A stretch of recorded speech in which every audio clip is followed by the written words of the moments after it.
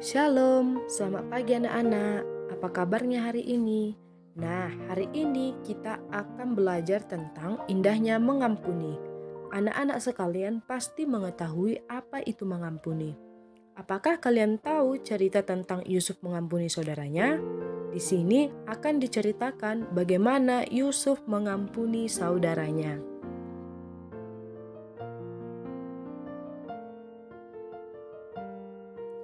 Ini adalah Yusuf. Dia adalah anak dari bapak Yakub dan ibunya yang bernama Rahel. Dia mempunyai 11 saudara. Yusuf adalah anak kesayangan bapak Yakub.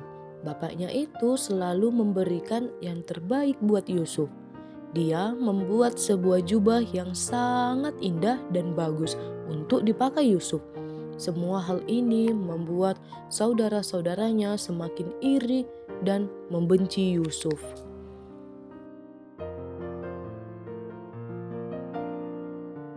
Suatu malam, Tuhan memberi Yusuf mimpi. Dia dan saudara-saudaranya di ladang sedang mengikat berkas gandum. Tiba-tiba berkas-berkas saudaranya mengelilinginya dan tunduk sujud menyembah gandum Yusuf. Di malam yang lain, Yusuf bermimpi lagi. Ada tampak matahari, bulan, dan 11 bintang mengelilingi dia dan sujud menyembah kepadanya. Ketika Yusuf menceritakan mimpi-mimpinya kepada saudara-saudaranya, mereka bukannya senang, tapi mereka jadi semakin marah kepada Yusuf. Suatu ketika, Yusuf diminta ayahnya untuk melihat saudara-saudaranya menggembalakan domba yang sedang berada di Sikem. Dari jauh, kakak-kakaknya melihat kedatangan Yusuf, lalu berencanalah mereka. Lihat, itu si pemimpi. Mari kita bunuh dia dan tubuhnya kita lemparkan ke satu sumur. Jangan bunuh dia, jangan diapa-apakan. Kita masukkan saja ke sumur. Baiklah, aku setuju. Ketika Yusuf datang menemui mereka, mereka menangkap Yusuf dan melepaskan jubah yang ada pada tubuhnya dan memasukkan Yusuf ke dalam lubang sumur yang tidak ada airnya. Kemudian datanglah keturunan Ismail dan saudara-saudara Yusuf menjual Yusuf kepada orang Ismail seharga 20 keping perak dan dibawa ke Mesir untuk dijadikan budak.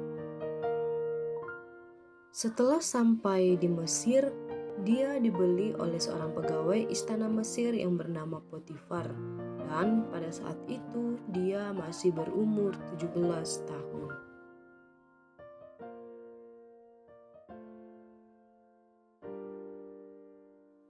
Istri Potifar ternyata menyukai Yusuf dan ingin melakukan hal yang tidak baik, tetapi Yusuf menolak karena dia tidak mau melakukan dosa terhadap Tuhan.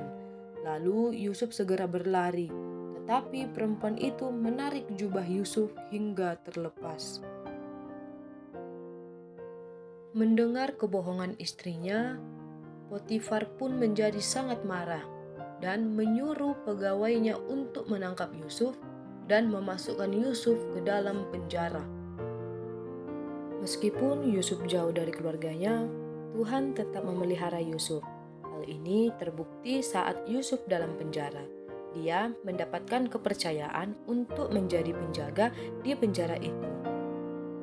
Nah, saat tinggal di penjara, dia bertemu dengan juru minum dan juru roti. Pada malam harinya, mereka mendapat mimpi yang khusus, tetapi mereka tidak mengerti artinya. Esok harinya, Yusuf berkata, "Ceritakanlah padaku mimpi kalian." Setelah menceritakannya, maka Yusuf dengan bantuan Allah menjelaskan mimpi mereka.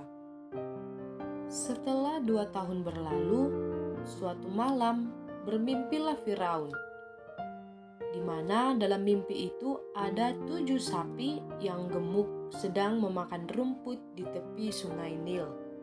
Kemudian datanglah 7 sapi yang sangat kurus dan buruk dan memakan habis sapi-sapi yang gemuk. Kemudian dia tidur kembali dan bermimpi yang kedua kali. Tampak 7 gandum yang sangat bagus dan berisi. Tetapi tiba-tiba muncullah 7 bulir gandum yang kurus dan layu, memakan 7 bulir yang bagus tadi. Firaun pun tidak mengerti apa maksud dari mimpi tersebut, sehingga dia menyuruh penjaga istana untuk memanggil Yusuf datang ke hadapannya dan menceritakan apa maksud dari mimpi dia. Dalam mimpi Firaun yang telah ditafsirkan oleh Yusuf, akan ada 7 tahun lamanya di mana bahan makanan yang berlimpah-limpah dan 7 tahun yang akan datang bencana kelaparan. Akhirnya Firaun memberi kuasa atas istana kepada Yusuf. Lalu Firaun melantik Yusuf menjadi penguasa atas tanah Mesir. Hari berganti hari, tahun berganti tahun. Mimpi Firaun pun menjadi kenyataan dan terjadilah bencana kelaparan. Yusuf melihat beberapa orang datang. Mereka adalah ke-10 kakak Yusuf, dan mereka sujud menyembah kepada Yusuf. Mereka tidak mengenali Yusuf, tetapi Yusuf dapat mengenali kakak-kakaknya. Yusuf berpura-pura untuk menguji mereka, karena dia tidak tahu apakah mereka sudah berubah atau tidak. Kalian pasti mata-mata yang ingin menyelidiki tentang kami. Oh, tidak, kami ini mau membeli makanan. Kami ini 12 saudara, yang bungsu tinggal di rumah, dan yang satu lagi sudah meninggal. Bawalah adikmu kemari. Sekarang salah satu dari kalian tetap tinggal di sini untuk menjadi jaminan. Pulanglah mereka kembali ke rumah mereka. Mereka menceritakan kepada bapaknya, tetapi bapaknya tidak mengizinkan Benyamin untuk ikut kepada mereka.